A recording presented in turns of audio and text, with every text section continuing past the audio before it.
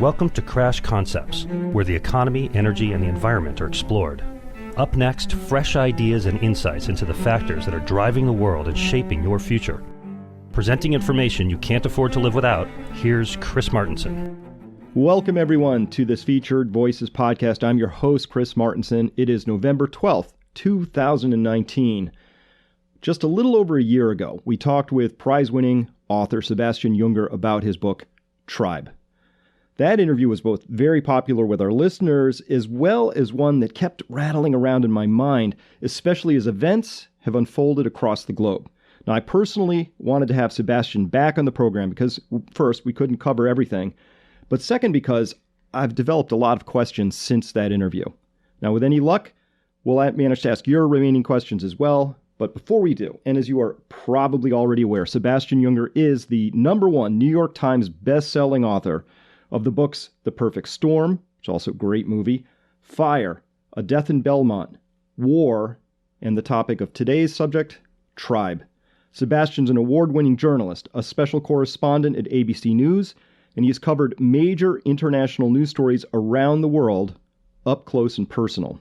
He's received both a National Magazine Award and a Peabody Award, and is a documentary filmmaker whose debut film Restrepo was nominated for an Academy Award and won the Grand Jury Prize at Sundance. He's a brilliantly captivating writer. All of his works, hey, they're both entertaining and thought-provoking, if not outright educational. Sebastian, welcome back to the program. It's a pleasure. Well, the first time we had you on, look, I read your book, Tribe.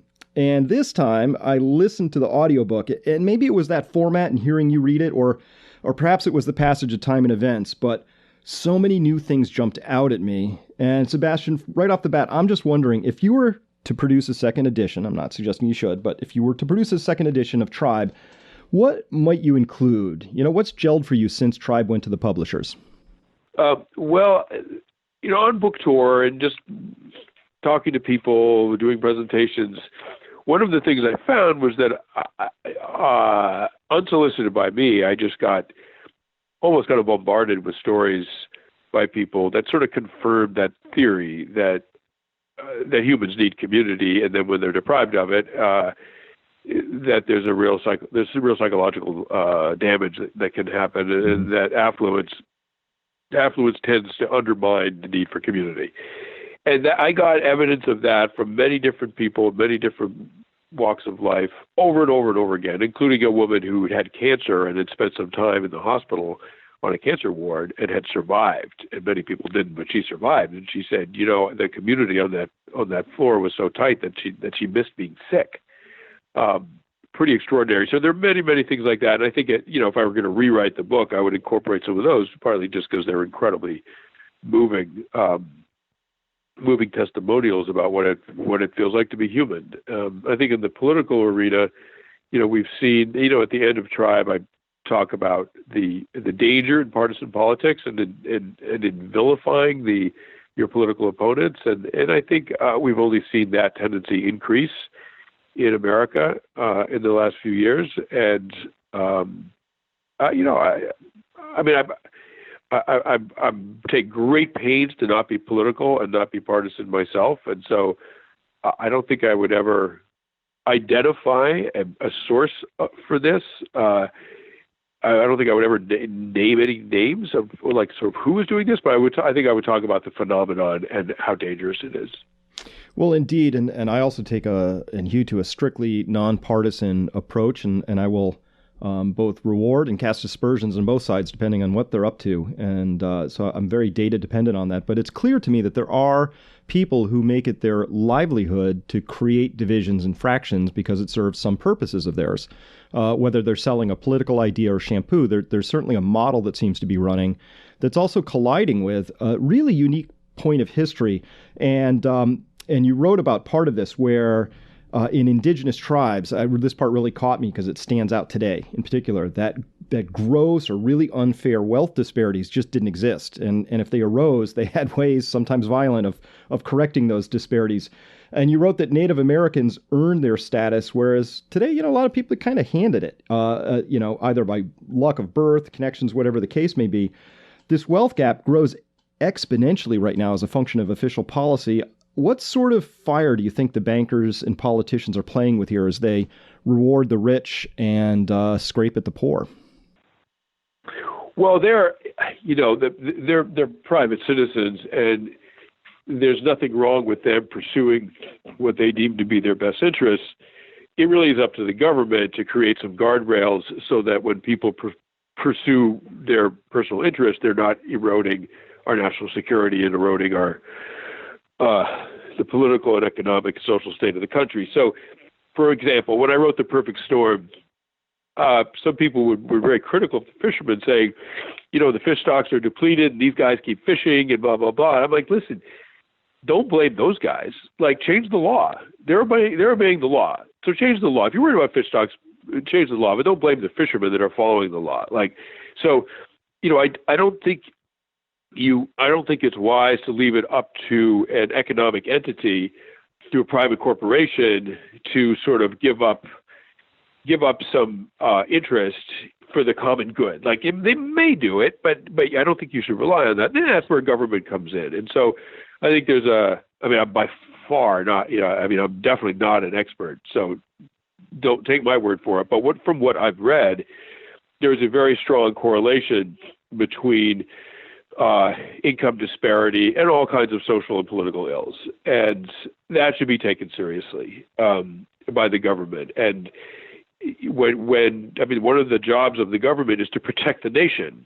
And that doesn't just mean from, protect the nation when the Japanese bombed Pearl Harbor. It also means from all kinds of other things that can degrade our political system and our welfare.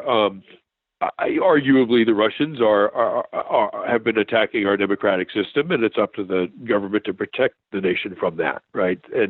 But likewise, if there's social and economic changes that in the long term are a threat to the integrity of the country, that is just as serious as Al-Qaeda. It's just as serious a threat to our nation as Al-Qaeda and should be taken that way. And it's up to the government to create safeguards, even if they're unpopular with the moneyed elite, which I'm sure they would be. I completely agree, and here's where I'm going with this line of questioning. There's this great study of primates, and they do it with capuchin monkeys, and it involves rewarding them with either grapes or cucumbers. And they have two monkeys next to each other, and they reward them equally for equal tasks, but then they depart and start rewarding one with cucumbers, which they'll eat, but they're not super excited about, and the other one unfairly gets grapes. And just watching the capuchin monkey explode with rage at the injustice, and the audience laughs when they see this, because we recognize our own sense and need for justice, that sense of fairness in order to be a coherent social tribe, whether we're looking at that as a unit of 150 or a nation.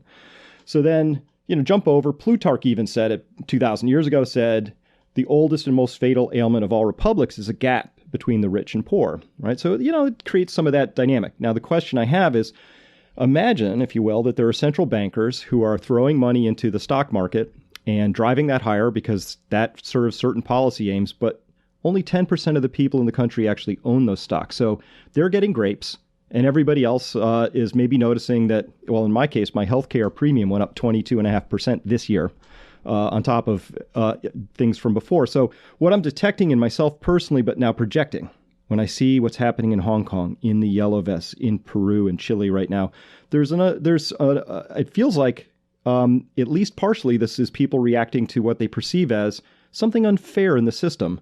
I'm wondering about your reflections on the role of fairness in the tribal setting and how that's maybe translating into what we're seeing today. Well, the problem with modern society is that it's so complex. I mean, just look at the tax code. I mean, a lot of people need professional accountants to do their taxes because they can't even understand.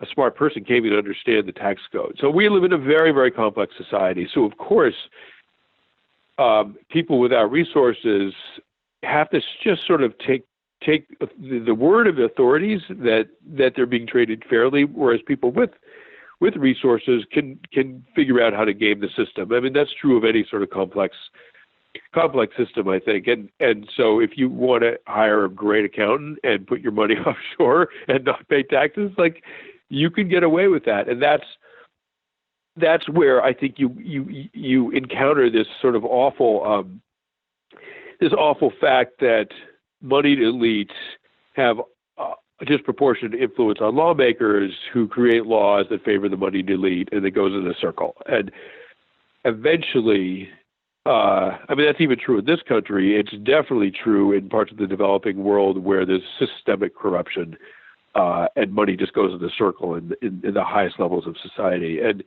so eventually, of course, what you get is rebellion in the streets. And, I think in a small-scale society, it's not a capitalistic society. People are completely interdependent with each other for resources and food and shelter and all those other essential things.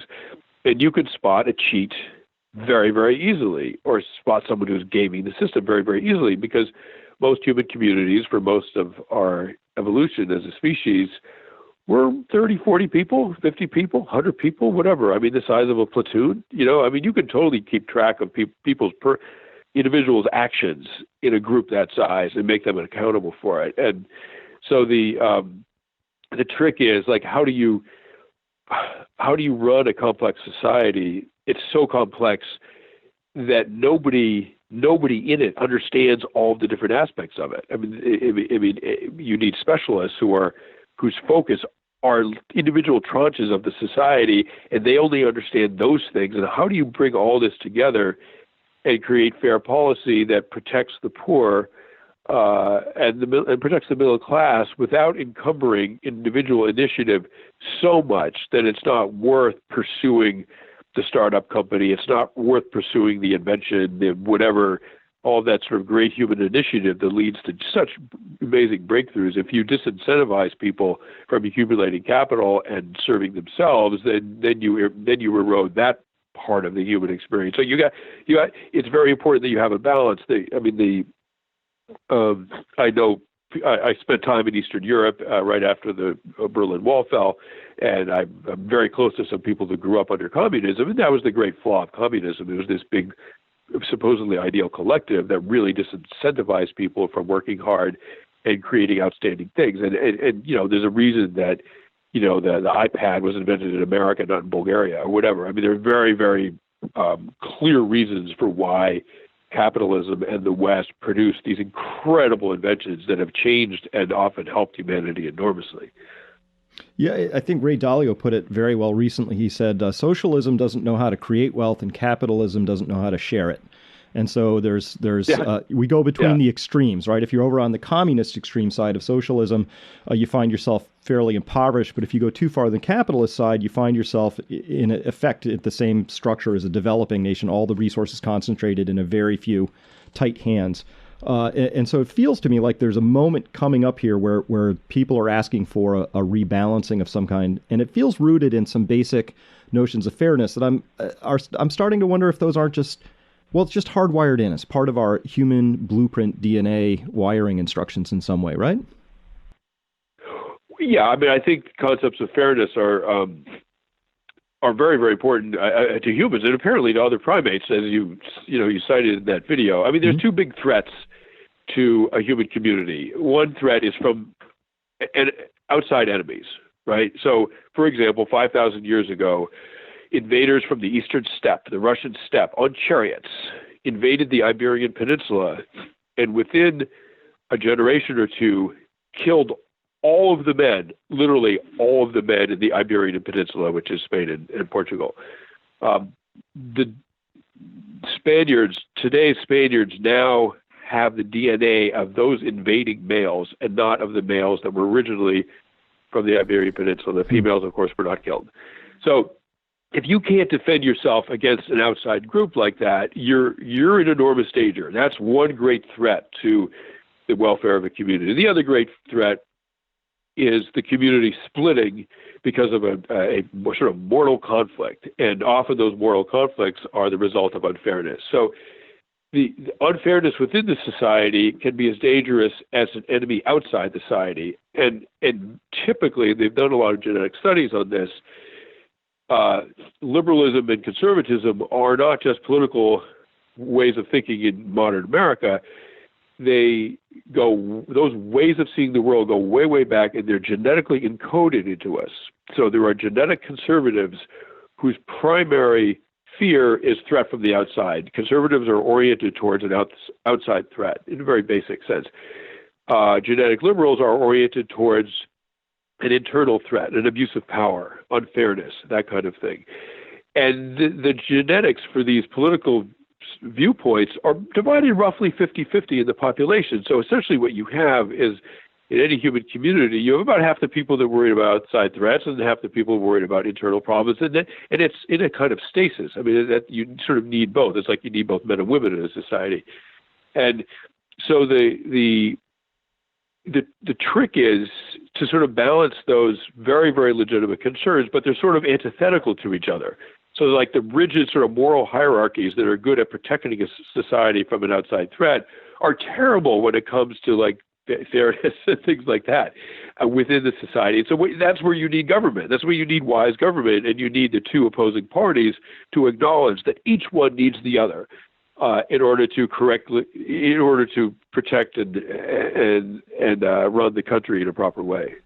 Well, I think that's a very, very important insight. And of course, often it's presented as if this way is right, that way is wrong, and vice versa. And you had, I think, a really wonderful story, maybe not for the miners involved, but you talked about a mine disaster where there was two types of leadership that came out that seemed to be tracking what you're telling me here. I wonder if you could recount Absolutely. that. Yeah. So there was a mine disaster in the 1950s. I wrote the book a few years ago.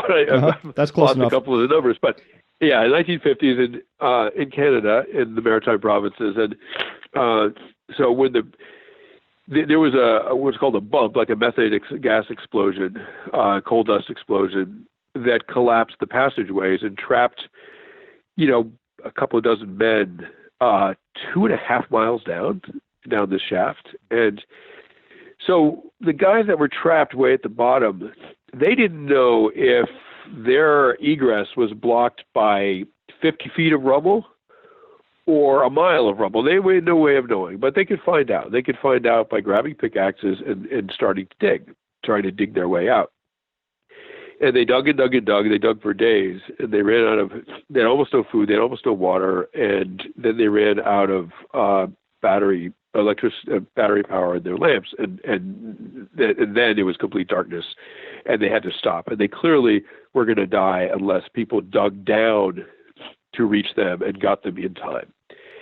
And if you just imagine how terrifying that would be, you're in absolute darkness, entombed 2 miles down in the earth, not knowing if you're going to be saved or even if they'll even ever recover your bodies, right? And your loved ones are at the surface. And I mean, just imagine the psychological stress of that. So in the first phase, when they started digging, there were natural leaders who stepped forward who were very aggressive, very sort of implacable. Like, we're going to dig now. I don't care how you feel. I don't care if you're thirsty. I don't care if you're scared. Here's a shovel. Start digging, right? Like they were a sort of like hyper aggressive, in some ways hyper male, if you want to put it that way, and sort of law and order. This is how it is. You're going to follow my orders.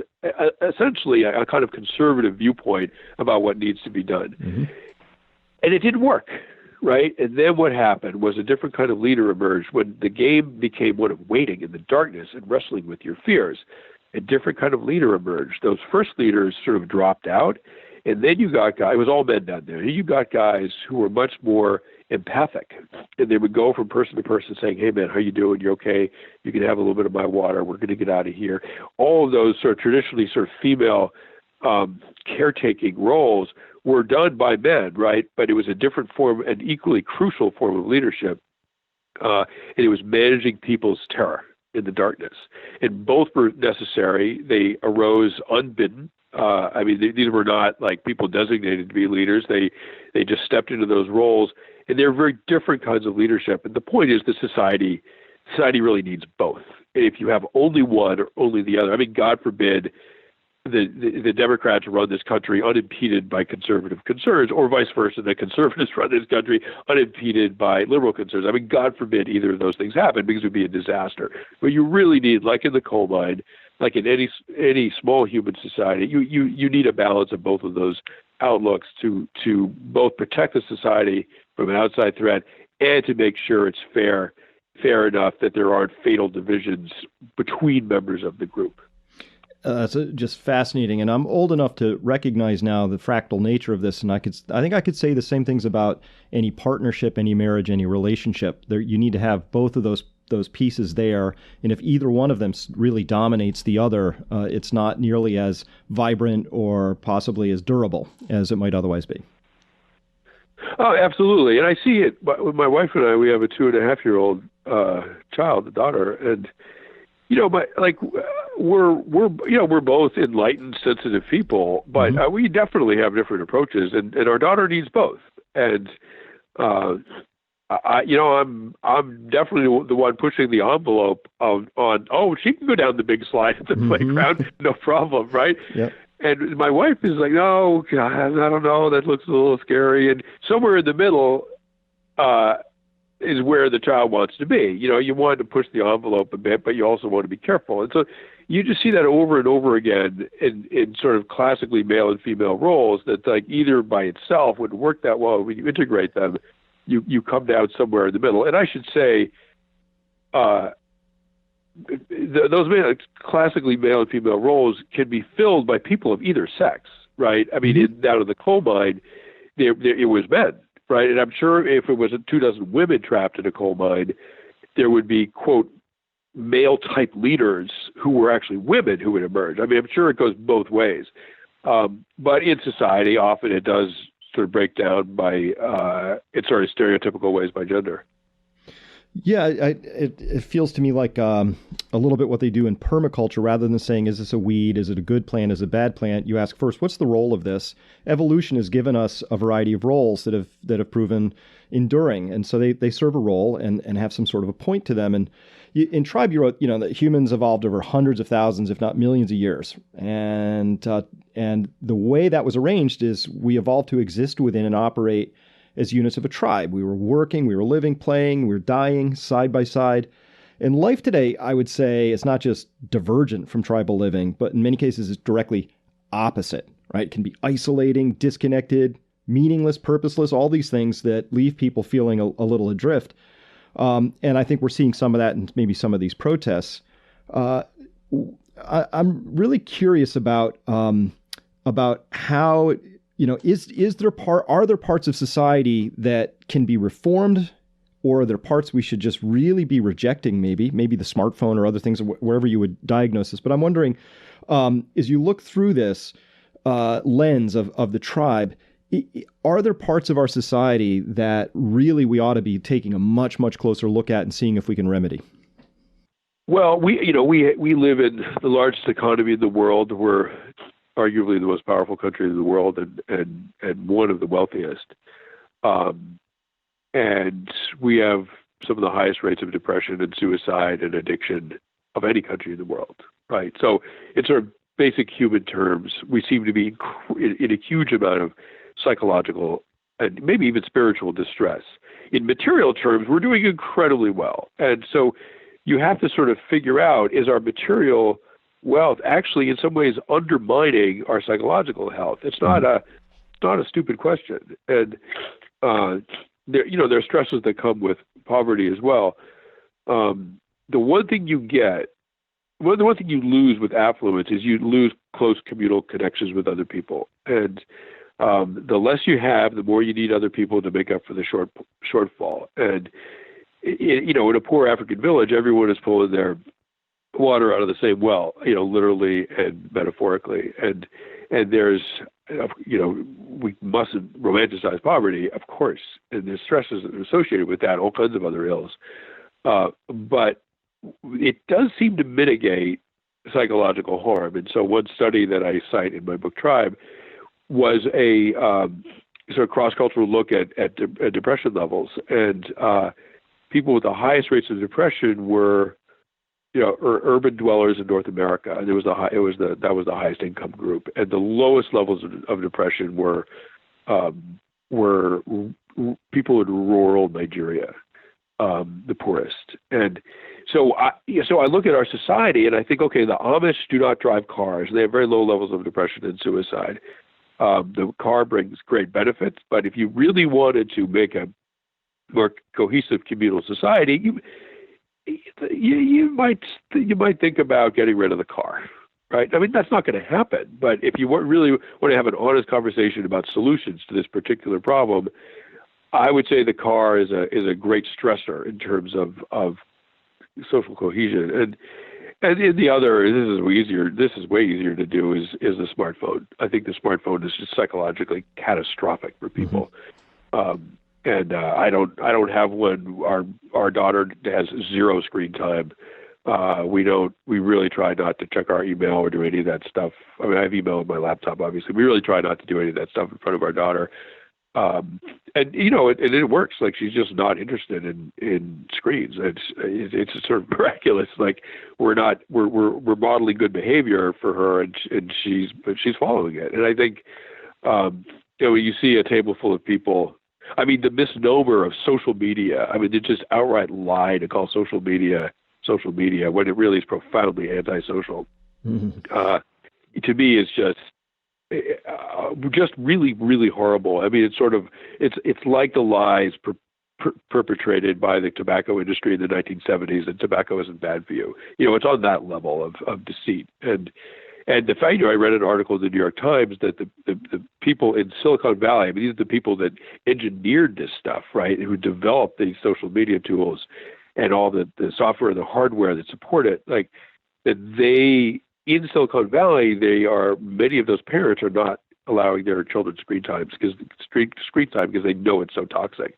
So when people say, what can we do? And I'm like, go to the nearest body of water, take your smartphone out of your pocket, and see how many skips you can get out of it before it drops to the bottom of the lake forever. Like, that's what you can do to rejoin the human community on some level. Oh, that's fantastic advice. And I can hear already in my mind some people listening, maybe myself. I hear myself going, yeah, I understand how some people might have trouble with that, but not me.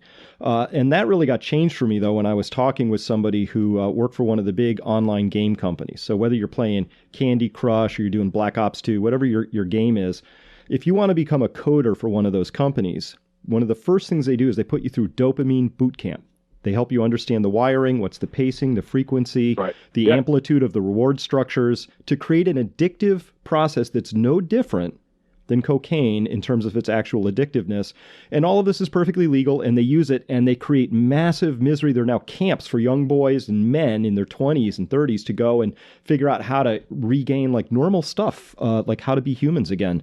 It's that serious, and yet it seems to just sort of go by unnoticed from, that's just part of life. But I think it's great to sort of step back and go, is this really additive or is it subtractive? Yeah, well, there's the dopamine addiction, but there's also there's anxiety, and the software is designed to promote anxiety in people. And when you're anxious, you will keep checking. I mean, anxiety, for example, is you go away on vacation, you can't get rid of the thought in your mind, you left the stove on, you go back and check and make sure, right? It's a normal human protective response to a fear. If you can produce anxiety in social media, you can keep people checking their stupid phone over and over and over again. It becomes a compulsive habit, and that's what they're after, and they do it through a combination of dopamine release and producing circumstances that lead to anxiety. And so you can see, like, in the data, it's incredible. Yeah, I think, when the 80s or whatever, the 1 out of 10 teenagers was anxious, and now it's like 8 out of 10. I mean, I'm making these numbers up. I can't remember exactly what they are, but it's on that order of magnitude of difference. Just like basic anxiety, and of course, anxiety leads to all kinds of other psychological ills.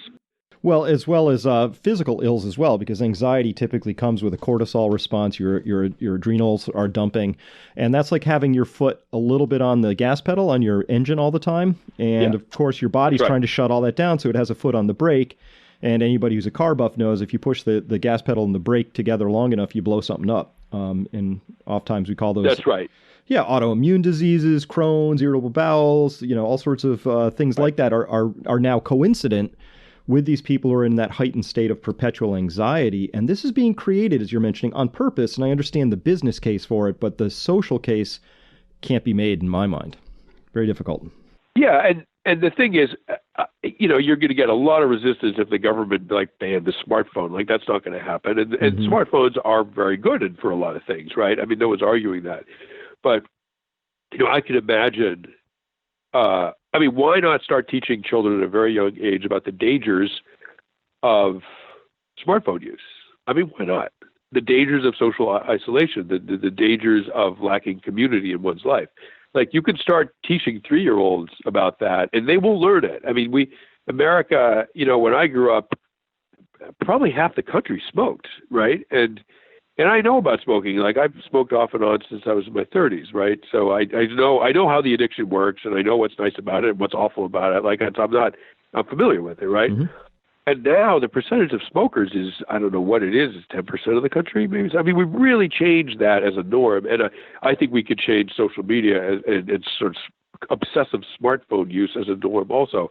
I mean, maybe one day walking down the street looking at your phone will be thought of as uncool, right? Maybe having maybe one day I'll be thought of as cool because I have a flip phone. I've never not had a flip phone, and maybe my day will come. You don't know, but that could change. I mean, the public perception of that kind of behavior might shift, like it does with smoking a cigarette. Yeah, now even in New York City, you smoke a cigarette. You're aware of people glancing at you in a somewhat critical way. Like it's palpable, right? And maybe that will happen with smartphone use. Oh, I love this because this is really in the myth of progress, and each new technology brings two things, pros and cons, right? I'm sure when iron was invented, that really changed a lot of things. Now that you had swords that didn't break, that enabled all sorts of things, right? But in this guy, I'm thinking you mentioned the fishermen out east, maybe in Gloucester, right? So GPS comes along, and prior to that, these guys would sail out, 6-8 hours by dead reckoning, get out to the banks, drop a net and have at it, right? But now when GPS comes along, they drop the net off 6 inches to the left of where they were 2 weeks ago, and next thing you know, the fisheries are collapsing. So the argument here is to say the technology is amazing. I love GPS, wouldn't dare driving in a lot of cities without it. And yet when it was first dropped into fishing, it was amazing, allowed people to get all over the place. And the culture of fishing hadn't yet figured out how to wrestle with that technology. And it had some really bad impacts while they started to figure that out. And smartphone, same thing, right? Yeah. Right. Yeah. I mean, look, it took after the invention of the machine gun, it took a generation for militaries to reorient their approach to warfare so that they weren't losing 20,000 men in a day. Like they had to figure that out. Yeah, exactly. So you mentioned before maybe getting rid of cars is sort of a way to begin to get back towards a more tribal or let's say relational sort of existence with each other.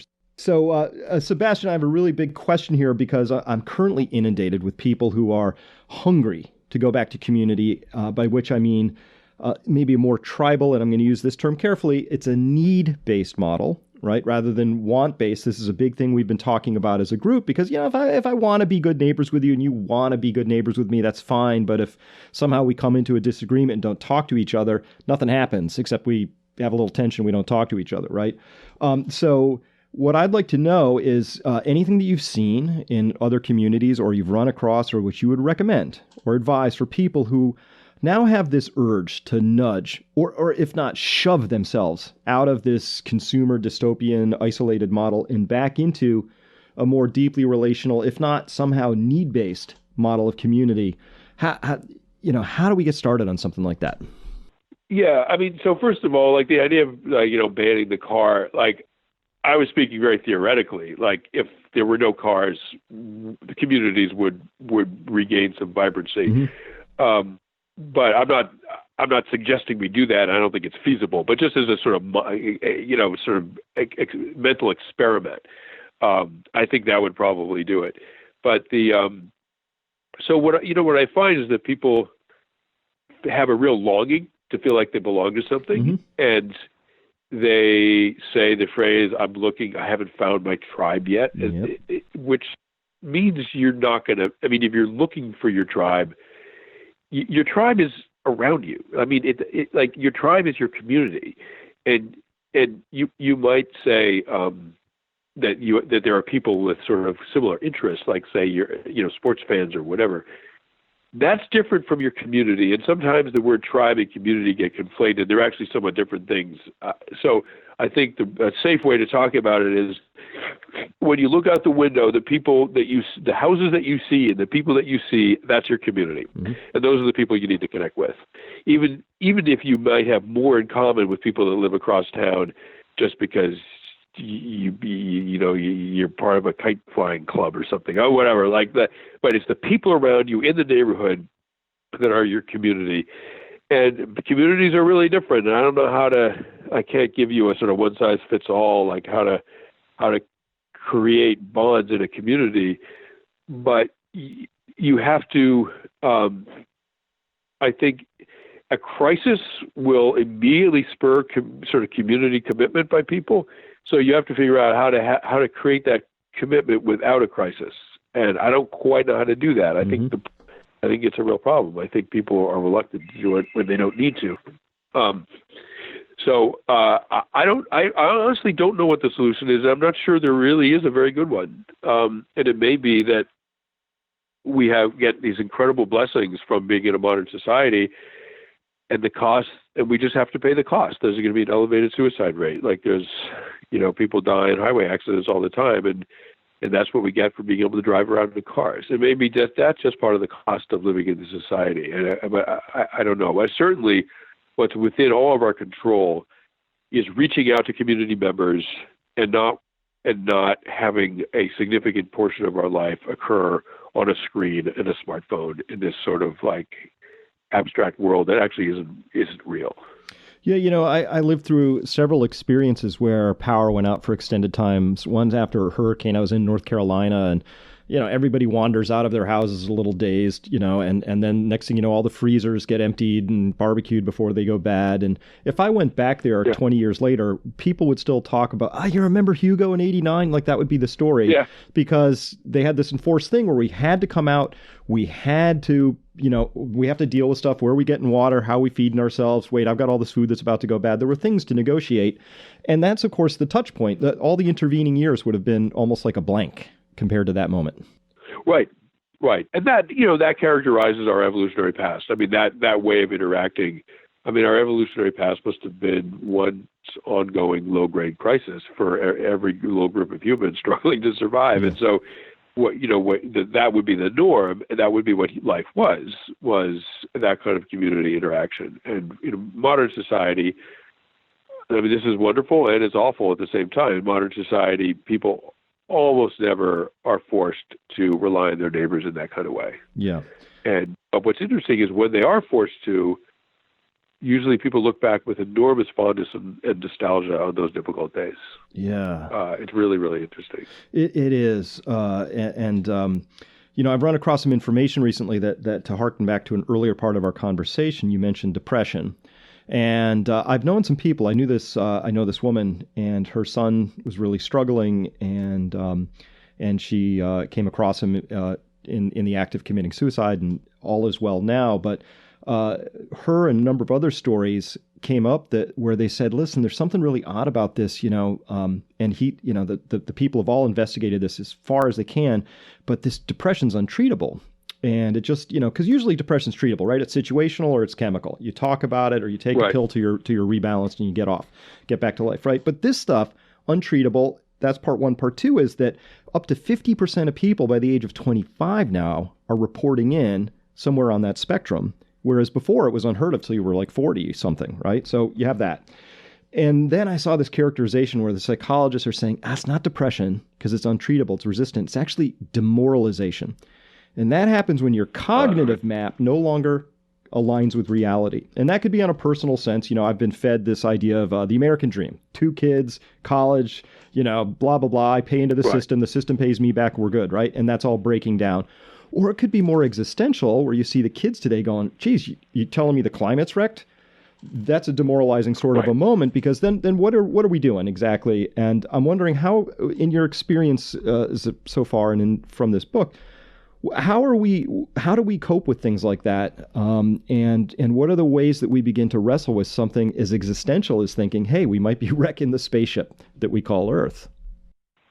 Well, we're among the first generations of humans to face the prospect that we might destroy the entire planet and species. Mm-hmm. I mean, for hundreds of thousands of years, humans lived like any other species on the planet and didn't impact their environment enough to destroy themselves globally, right? And starting with the invention of nuclear weapons, it was possible for the human race to completely eradicate itself.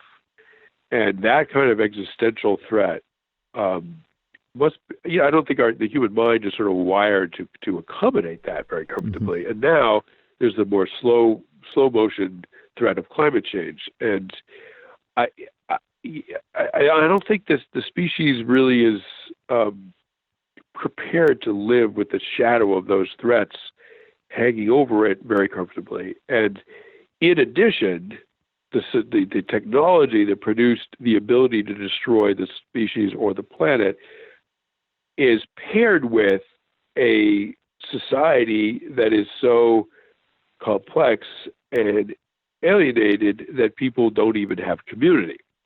So not only are they facing an existential threat to the species and the planet, they're doing it without a sense of community.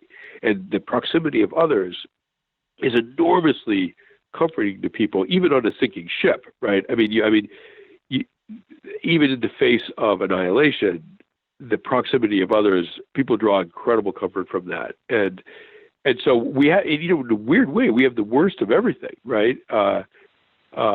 Even though we live in this amazing society, but that's the sort of psychological disconnect. We live in an extraordinary society, but that society is actually, for the first time in human history, might completely destroy the conditions that are necessary for life. So what do you do with that? And so as a friend of mine, a very wise friend of mine, said, we were talking about social media and all that stuff. He said, you know what, young people, their behavior isn't what's creating the coming dystopia. They might be doing that because they know the dystopia is coming, and they're distracting themselves because they know what's coming. He said, you can just turn it around. And I was like, wow, you're right. Like, who knows which it is?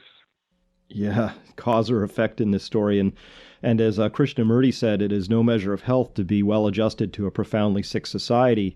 And that's really the punchline to this demoralization piece, because once I've introduced people to that who know somebody or are currently suffering from that aspect of things, it's actually relieving, because instead of saying there's something wrong with you, we just can't figure out how to fix it, the story becomes there's nothing wrong with you. You're actually reading the situation perfectly accurately. Right. Right. And that's a complete shift of the story. And then that provides the relief. And then when they find out they're not alone, and that's the bonding that's starting to happen, because I think it's perfectly reasonable for a thoughtful, intelligent young person to gather the data, look at it and say, something's really wrong in this story, and I'm not bonding with carrying on the story as it's being handed to me. We have to do things differently. And that requires a bit of struggle and on all sorts of levels. I think that's reasonable. Right. Yeah. I mean, what I've heard from vets is that when I've sort of, in my book, pointed out, look, you had a very close experience with some other people in a platoon, whether you're in combat or not, and you come back to America, your struggle may not have anything to do with trauma. I mean, vast majority of the U.S. military is not traumatized by things. They're not in combat.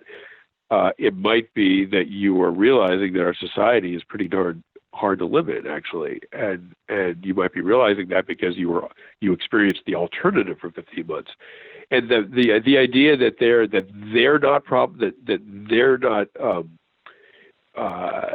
they don't have the problem, that society has the problem, and they're reacting in a healthy way to a problematic society. That idea was, for a lot of veterans who talked to me about it, was an incredible relief to sort of see things in that way.